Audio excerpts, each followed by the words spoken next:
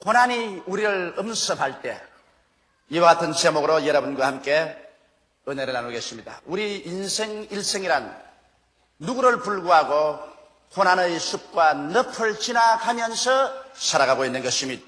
그 때문에 욥기에 인간을 비유해서 말하기를 마치 불티가 하늘로 올라감 같이 인생은 고난을 위해서 태어났다고 기록하고 있는 것입니다. 아담과 하와가 죄를 짓고 하나님을 반역하고 타락한 이후로 인간은 가는 곳마다 가시체를 헤치면서 살아야 되고 은거키를 밟으면서 살아야 되는 것입니다. 또한 인간은 가는 곳마다 해산의 수고를 겪고 이마에 땀을 흘려야 먹고 살며 결국에는 흙에서 나시니 흙으로 돌아가는 죽음의 고난을 당하지 않을 사람이 한 사람도 없는 것입니다. 오늘 이 자리에 모인 여러분 중에도 일생을 살아오면서 한 번도 고난당하지 않은 사람은 없으며 또한 지금도 고난을 헤치고 나가지 않는 사람도 없을 것입니다. 고난은 누구에게나 다 다가오는 것입니다. 그러나 이 고난을 우리가 어떻게 대처하느냐, 거기에 따라서 고난은 여러분과 나를 찢어버리고 짓밟아버리는 악마가 될 수도 있고 여러분과 나를 도와주고 살려주고 더 나은 내일을 창조해주는 천사의 손길이 될 수도 있는 것입니다. 고난 그 자체는 우리로서 어찌할 수 없는 일이겠지만 고난에 대한 우리의 자세와 태도와 대응책은 우리 각자가 다 스스로 결정해야 될 문제인 것입니다. 저는 오늘 이 시간에 여러분과 함께 고난을 악마화시키지 말고 고난을 천사의 손길로 변화시켜보자는 것입니다. 첫째로 우리는 고난이 다가올 때 이상한 일 당하는 같이 생각하지 말라는 것입니다. 수많은 사람들은 고난이 다가오면 왜 내게 이런 고난이 다가오는가? 이 비정상적인 것이 아닌가? 그리고 고난에 대한 반발을 합니다. 그러나 고난은 여러분 이상한 것이 아니라 가장 정상적인 것입니다. 사람으로서 이 지상에 살아있으면 반드시 고난 당해야 되는 것입니다. 고난 안 당하는 것이 비정상적인 것이고 고난 당하는 것은 정상적인 것입니다. 저는 오랜 세월을 겪어가면서 고난 당하는 것을 항상 비정상적으로 생각했었습니다. 고난이 다가오면 제가 싫어하고 반발했었습니다. 그로 말미암아 고난이 올 때마다 심령의 고통이 많이 일어났었습니다. 그러나 나중에 제가 성서를 통해서 깨닫게 된 것은 고난 당하는 것은 지극히 정상적인 것이요 이것은 보편적인 것이고 고난은 안 당하는 것이 이상한 것을 깨닫게 되었을 때 그 다음부터는 고난 당하는 것을 이상하게 생각하지 않았었습니다. 고난을 당할 때 고난을 기쁘게 받아들일 수가 있었습니다. 성경 야고보서 1장 2절로 4절에 보면 내 형제들아 너희가 여러 가지 시험을 만나거든 온전히 기쁘게 여기라. 이는 너희 믿음의 시련이 인내를 만들어내는 줄 너희가 알미라. 인내를 온전히 이루라. 이는 너희로 온전하고 구비하여 조금도 부족함이 없게 하리 함이라고 말한 것입니다. 고난을 당할 때 기쁘게 고난을 받아들여야 하는 것입니다. 고난을 여러분 마음속에 원한과 불평과 원망적으로 받아들이면 고난 그 자체보다도 그 마음의 부정적인 태도가 그 영혼을 파괴합니다. 마음의 평화를 빼앗아버리고 즐거움을 산산조각이 나게 만들어내는 것입니다.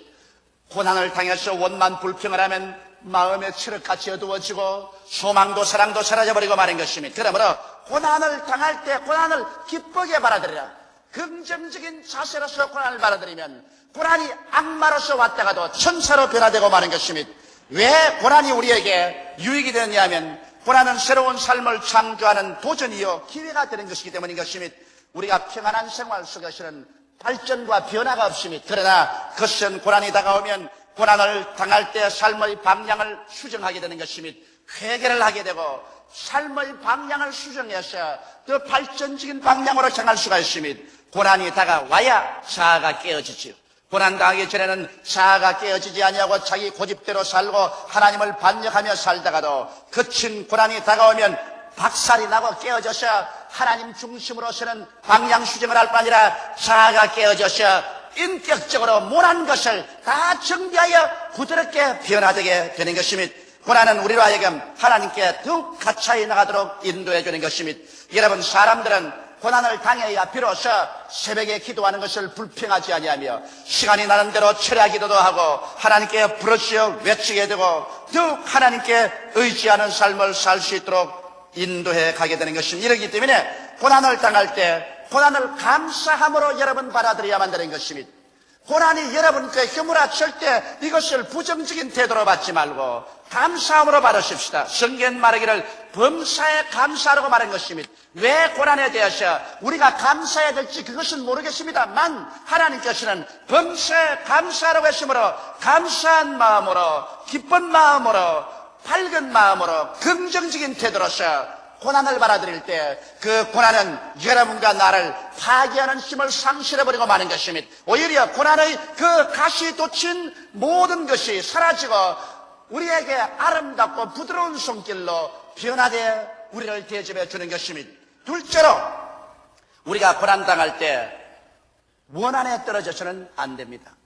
여러분, 사람들은 고난당할 때 우리에게 고난을 가져온 사람에 대해서 마음속에 원한을 품게 되는 것입니다. 우리가 고난당할 때 고난당하게 된 환경에 대해서 원한을 품게 되고 심지어는 하나님께조차도 원한을 품는 사람들이 있는 것입니다. 고난을 당할 때 마음속에 선 뿌리가 나서 원한이 우리 속에 사무치게 되면은 그 고난 자체로 말미암아보다도 그 원한 때문에 이 사람은 하나님과의 기도가 끊어지고 믿음이 사라지고 평안이 없어지고 마음속에 선물이 가득하게 되어버리고 마는 것입니다. 그러므로 고난의 원인이 된 사람이나 환경이나 심지어 하나님께 대하여 원한을 품지 말아야만 되는 것입니다. 우리는 욥의 태도를 보고 잘 배울 수가 있는 것입니다. 욥은 그 소유물을 다 잃어버렸습니다. 그러고 난 다음에 그 10자녀가 함께 잔치를 베풀다가 거친 바람이 불어와서 집이 무너져서 일시에 몰살해버리고 말았습니다. 거기에다가 설상가상으로 자기의 몸은 고칠 수 없는 무서운 병에 들어서 그런 잿더미 위에 앉아 기왓장으로 몸을 끌고 있었습니다. 그 아내조차 와서 말하기를 내가 이래도 순전을 지키는 여 하나님을 저주하고 죽으라고 말했었습니다. 고난의 극도에 달해 있는 욥이 하나님을 원망하고 인생을 원망할 수가 있었을 것입니다. 서디선 마음을 품을 수가 있을 것입니다. 그러나 욥기 1장 20절로 22절에 보면 욥이 일어나 겉옷을 찢고 머리털을 밀고 땅에 엎드려 경배하며 가로되 내가 모태에서 적신이 나와 싸운즉 또한 적신이 그리로 돌아가올지라 주신 자도 여호와시요 취하신 자도 여호와시니 여호와의 이름이 찬송을 받았을지니이다 하고 이 모든 일에 욥이 범죄하지 아니하고 하나님을 향하여 어리석게 원망하지 아니하라고 말한 것입니다. 이 말씀을 통해서 보게 되면 고난을 당할 때 원망하면 하나님 앞에서 범죄하게 된다는 것입니다.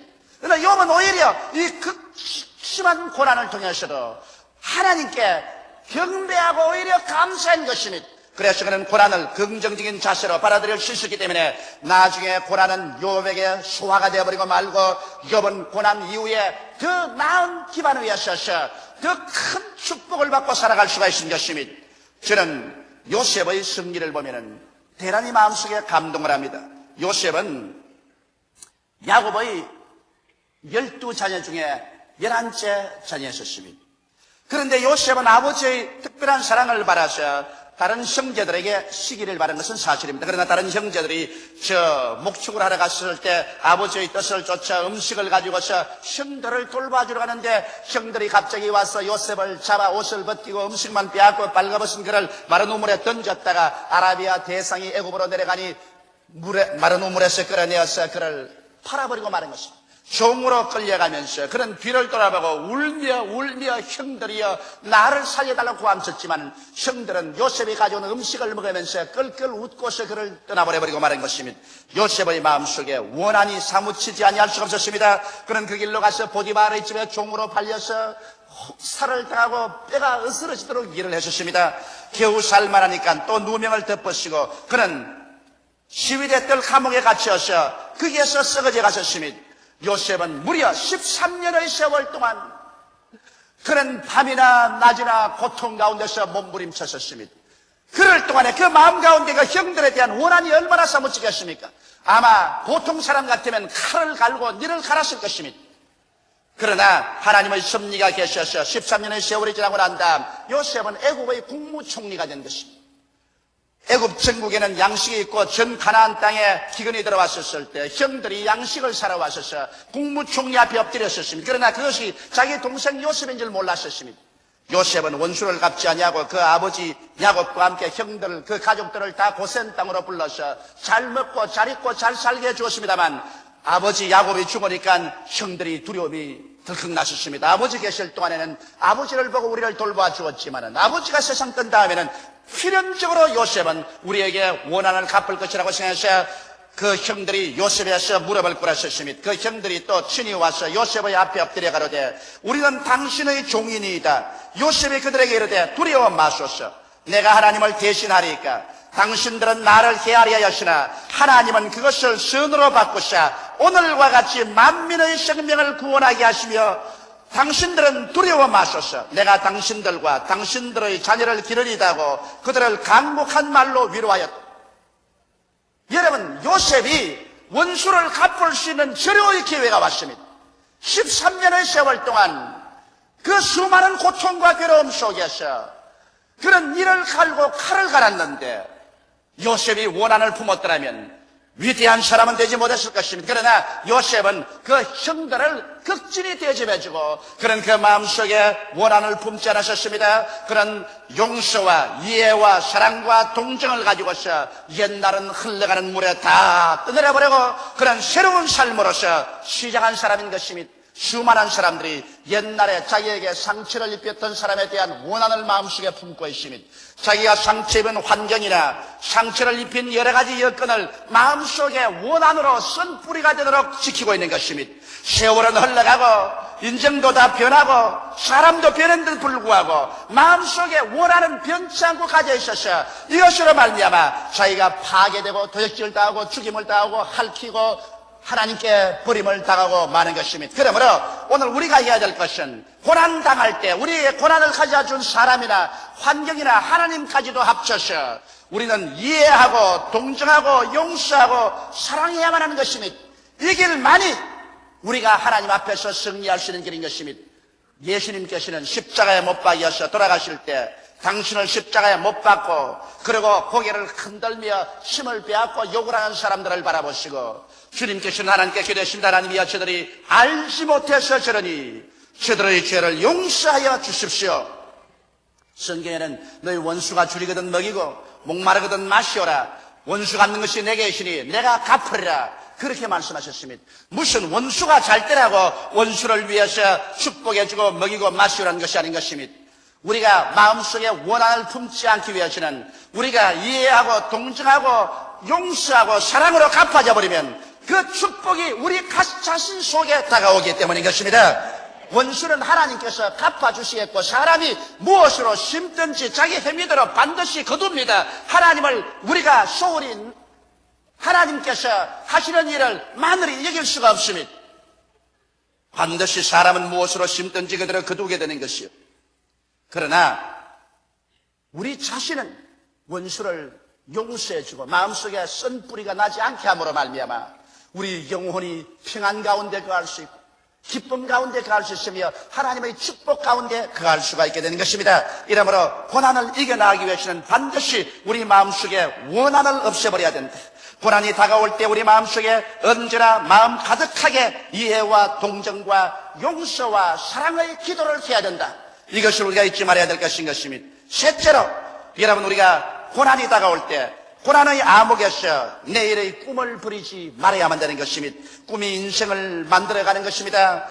하나님께서 요셉을 어떻게 해서 구출하셨나요? 요셉은 바로 형들에게 팔리기 전에 그 마음속에 하나님께로부터 꿈을 받았었습니다. 하루 저녁에 꿈을 꾸니 형들과 함께 들에 나가서 곡식을 얻었는데 형들의 11단이 다 둘러서서 자기 단을 향해서 절을 하는 꿈을 꾸었었습니다. 그 다음 또한 꿈을 꾸니까 하룻밤에 하늘을 쳐다보니 하늘에서 해와 달과 11별이 있어서 자기를 향하여 절을 합니다. 해와 달은 아버지 어머니고 11별은 형들인 것입니다. 그런 그 마음속에 깊이 깨달았었습니다. 장차 나는 우리 가정에서 제일 가는 사람이 되겠고 온 가족들을 내가 돌보는 사람이 되겠고 온 가정에 나가 구주가 되겠다. 그러므로 내 스스로가 나를 잘 다스려야 되겠다. 그런 생각을 했었습니다. 그런데 요셉이 그 꿈이 마음속에 있었기 때문에 그가 종으로 팔리고 감옥에 들어가고 스산하고 처참한 환경적인 체험을 했을지라도 그런 마음속에 낙심할 수 없는 것은 요셉은 자기가 꿈을 잡은 것이 아니라 꿈이 요셉을 잡아준 것입니다. 그래서 그 꿈이 요셉을 인내하게 하고 소망을 갖게 하고 힘을 내게 하고 기도하게 하고 용서하게 만들어준 것입니다. 여러분, 오늘날 우리의 마음속에는 꿈이 여러분과 나를 변화시킨다는 것을 알아야 되는 것입니다. 그렇기 때문에 꿈이 없는 백성은 망하는 것입니다. 꿈이 없는 젊은이는 방탕하게 되고, 꿈이 없는 가정은 파괴되고, 꿈이 없는 민족은 약소민족이 되거나 남의 민족에게 짓밟히게 되는 것입니다. 꿈이 소망차게 만들고, 믿음 있게 만들고, 사랑으로 넘치게 만들고, 강하게 만들며 진취적이고 창조적으로 만들 수 있는 것입니다. 이러기 때문에 우리가 고난당하여서 눈에 나무 전가 안 보이고 귀에는 아무 소리 안 들리고 내 앞길 철학같이 해도올 때 꿈을 가져야 되는 것입니다. 도대체 우리가 어디에서 꿈을 가질 수 있을까요? 우리는 우리 주 예수 그리스도의 십자가 밑에 나갈 때 꿈을 가질 수가 있습니다. 십자가 밑에서 중생하는 꿈을 얻을 수 있으며, 십자가 밑에서 치료받을 꿈을 가질 수 있습니다. 십자가 밑에서 저주에서 해방을 얻고 축복받는 꿈을 가질 수 있으며, 십자가 밑에서 재림하는 예수께서 우리를 변화시켜 데리고 가셔 눈물과 근심과 단식과 죽음과 이별하는 것이나 공하는 것이 없는 새 하늘과 새 땅과 새 예루살렘에 데리고 갈 꿈을 우리가 꿀 수가 있는 것입니다. 우리는 그리스도 앞에서 영혼이 잘됨같이 범사에 잘되며 강건하고 생명을 얻되 풍성하게 얻는 꿈을 꿀 수가 있는 것입니다. 이와 같이 우리가 꿈을 꿀 수 있는 이상 절대로 그 개인이나 그 단체나 민족은 망할 수가 없는 것입니다. 우리 주를 믿는 사람들은 창세기부터 요한계시록까지의 말씀을 꿈의 재료로 사용합니다. 하나님의 성령께서는 여러분과 나에게 와서 늙은이에게는 꿈을, 젊은이에게는 환상을 주기를 원하는 것입니다. 여러분과 내가 꿈과 환상을 갖는 것이 아니라 꿈과 환상이 여러분과 나를 변화시켜 주는 것입니다. 이러므로 여러분과 나는 결코 절망에 처해서도 내일에 대한 꿈을 놓치지 말아야 되는 것입니다. 꿈속에 사는 사람은 그 꿈이 그 사람을 이끌어가기 시작하는 것입니다. 넷째로 우리는 하나님의 사랑에 대한 절대적인 신념을 가져야 됩니다. 고난이 다가와서 천한 북풍이 불고 내 삶 전체가 서선할지라도 하나님에 대한 사랑에 대한 근질긴 신념을 가져야 되는 것입니다. 믿음이란 무엇입니까? 믿음이란 것은 사랑에 대한 신뢰가 믿음인 것입니다. 사랑하지 않는데 절대 믿음이 안 생겨요. 남편이 사랑할 때 아내가 남편을 믿을 수 있습니다. 아내가 사랑해줄 때 남편이 아내를 믿을 수가 있습니다. 자식이 부모를 믿는 것은 부모가 사랑하기 때문에 믿을 수가 있는 것입니다. 공산주의와 자유진영에서 아무리 테이블을 같이 하고 계약을 맺어도 그 계약을 믿을 수 없는 것은 서로 사랑하지 않습니다. 서로 미워하고 두려워하고 의심하고 질시하고 있기 때문에 그와 같은 계약이 절대로 신뢰성이 있을 수가 없는 것입니다. 믿음이라는 것은 사랑으로 말미암아서 많이 역사할 수 있는 것입니다. 그렇다면 우리가 이 땅에 살면서 진실로 하나님을 사랑할 수 있나요? 여러분, 오늘날 여러분과 내가 목숨을 내어 바쳐 하나님을 믿을 수가 있나요?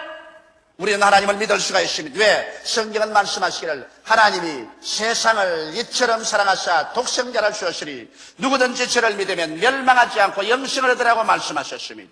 하나님께서는 그 아들 예수 그리스도를 여러분과 나를 위해서 보내주셨습니다. 그리고 그 아들 예수 그리스도가 여러분과 내가 지은 모든 죄를 다 책임졌었습니다. 주님께서 십자가에서 하늘과 땅 사이에 높이 매달렸었을 때 여러분과 나의 과거의 죄, 현재의 죄, 미래의 죄를 짊어지셨으며 우리의 저주와 질병과 절망과 죽음을 혼자 짊어지고 하나님 앞에서 처참하고 무서운 심판을 받으셨습니다. 죄의 값은 사망입니다. 죄를 지은 영혼은 심판을 받을 수밖에 없습니다. 예수께서 여러분과 나의 대리가 되셨죠. 십자가에 올라가서 심판받을 때 그 심판이 얼마나 무서웠던지 해도 빛을 발하지 아니하고 천체들이 다 어두워졌었습니다. 땅도 진동하고 초목이 다 울었었습니다. 예수님조차도 하나님 아들임에도 불구하고 얼마나 그 시간이 고통스럽고 괴로웠던지 하나님이여 하나님이여 어찌하여 이처럼 나를 버리시나이까 그런 통곡하고 탄식했었습니다. 처참한 심판 그를 통해서 하나님 우리 아버지께서 여러분과 나를 죄에서 놓아주시고 질병에서 건져주시고 부활할 수 있게 해주시며 저주와 가난에서 개방시켜 주시고 영원히 멸망받을 자리에서 영원히 부활해서 하나님 나라에 참여하도록 예비해 주셨으니 이에 더 큰 사랑이 어디에 있겠습니까? 여러분, 우리가 아직 죄인 되었을 때 그 아들을 우리에게 주심으로 우리에 대한 하나님의 사랑을 확정하여 주신 것입니다. 이 세상이 다 우리를 사랑하지 않는다고 하더라도 하나님은 우리를 사랑하시는 것입니다. 그 하나님의 사랑이 예수 그리스도의 십자가에서 증명되어 나간 것입니다. 그리스도가 십자가에 못 박인 것이 밝히 우리에게 드러나는데 우리가 어찌 하나님의 사랑을 의심할 수가 있겠습니까? 이러므로 하나님이 세상을 이처럼 사랑했다고 할 때 그 사랑을 믿을 수가 있습니다. 이 사랑은 얼마나 큰지 현재이나 장래이나 높음이나 깊음이나 천사들이나 권세들이나 세상 그 아무 피조물이라도 예수 그리스도 안에 있는 하나님의 사랑에서 우리를 끊을 수가 없는 것입니다. 이 하나님의 사랑이 성령으로 말미암아 우리 마음 가운데 부원바 되었기 때문에 우리는 이 사랑을 쫓아 하나님을 의지하고 믿습니다. 눈에는 아무 증거 안 보이고 귀에는 아무 소리 안 들리고 손에는 잡히는 것 없습니다. 내 앞길이 칠흑같이 어둡습니다. 그래도 나는 고개를 들어 하나님을 믿습니다. 왜냐하면 하나님께서는 예수 그리스도를 통해서 나를 사랑하고 계시기 때문인 것입니다. 이러기 때문에 성경 로마서 8장 28절에는 하나님을 사랑하는 자, 곧 그 뜻대로 부르심을 입은 자들에게는 모든 것이 합력하여 선을 이루나니라고 말한 것입니다. 지금은 어떻게 어둡고 괴로워도 장차 끝에 가시는 선이 되고 말 것이다. 하나님께서는 귀엽고 좋게 만들어 주실 것이라는 확신을 가질 수가 있는 것입니다. 이 사랑에 대한 위대한 신뢰, 이것보다 더 큰 힘은 없습니다. 오늘날 그러기 때문에 이 세상에 어떠한 환난과 시련이 다가와도 내가 예수 그리스도를 믿고 성령으로 충만함 받고 하나님의 사랑을 체험하고 사랑을 신뢰하게 되면 그 믿음은 흔들리지 않습니다. 인간이 이기주의적으로 무엇을 받을까 하기 위해서 믿는 것도 사태가 어려워지면 박살이 나버리고 마는 것입니다. 냉랭한 이성적으로 하나님의 약속의 말씀 몇 개 끌어내어서 그것을 가지고 믿습니다 하더라도 사태에 여의치 못하면 전부 포기하고 맙니다. 그러나 십자가를 통한 하나님의 그 깨어진 피 흘린 죽음으로서의 허락해 준 그 사랑을 내가 깨닫게 되면 하나님을 믿을 수 있게 되는 것입니다. 동남풍이 불어도 믿고 서북풍이 불어도 믿습니다. 가시밭길을 걸어가도 믿고 내 앞길이 서산해도 믿습니다. 하나님이 나를 사랑해 주기 때문에 하나님께서는 전지전능 무소부지하시고 하나님께서는 하실 수 없는 일이 없기 때문에 하나님께서 우리와 같이 하셔서 전국의 위대한 승리를 만들 것을 우리는 믿을 수가 있는 것입니다. 그럴 때 고난은 우리에게 아무 힘도 없어집니다. 고난이 아무리 소용돌이 침에 다가오고 무서운 가시발을 내고서 우리를 찌르고 달라들어도 우리는 고난을 보는 것이 아니라 우리는 하나님을 바라보는 것입니다. 하나님께서 우리와 같이 계심으로 이 모든 고난을 다 변화시켜서 나를 섬기는 종이 되게 하고 천사가 되게 만들어줄 것을 확실히 믿을 수가 있기 때문인 것입니다. 고난을 자원하거나 기뻐할 사람은 없을 것입니다. 그러나 고난이란 엄연한 현실을 무시할 수는 없습니다. 고난은 있는 것입니다. 고난은 다가오는 것입니다. 이것은 부정할래야 부정할 수가 없는 것입니다. 오직 고난에 대한 우리들의 태도 여하에 따라서 그 고난은 우리들에게 악마로 변화될 수도 있고 천사로 변화될 수도 있는 것입니다. 우리들은 고난을 올바른 태도로 받아들여 무천사로 변화시켜 이 고난의 천사의 손길을 받들어서 우리는 매일의 삶이 영혼의 잘됨같이 범사에 잘되며 강건하고 생명을 얻되 넘치게 얻는 방향으로 나아가야만 될 것인 것입니다. 이러므로 여러분 고난이 다가올 때 이상한 일 당한 같이 생각하지 마십시오. 고난이 다가올 때 이것은 지극히 정상적인 것이요 오히려 우리가 기뻐하고 감사함으로 받아들여야 된다는 것을 잊어버리면 안 될 것입니다. 고난 다가올 때 마음속에 고난을 가져온 사람이나 환경에 대해서 원한을 품지 마십시오. 그 원하는 마음속에 썬 뿌리가 되어서 여러분이 썬 물을 마시고 영혼의 처절한 절망을 가지게 될 것인 것입니다.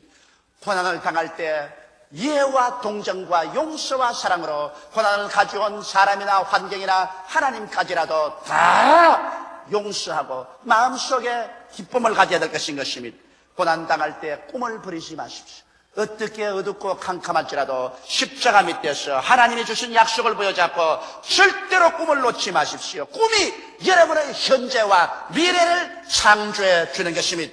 고난당할 때 하나님의 사랑을 알고 사랑에 대한 흔들리지 않은 근질긴 신뢰를 가지십시오. 고난은 천사로 변화되고 마는 것입니다. 다 같이 기도드리겠습니다. 살아계신 우리 아버지 하나님, 우리는 이 세상에 살면서 수많은 고난의 숲과 늪을 지나갑니다.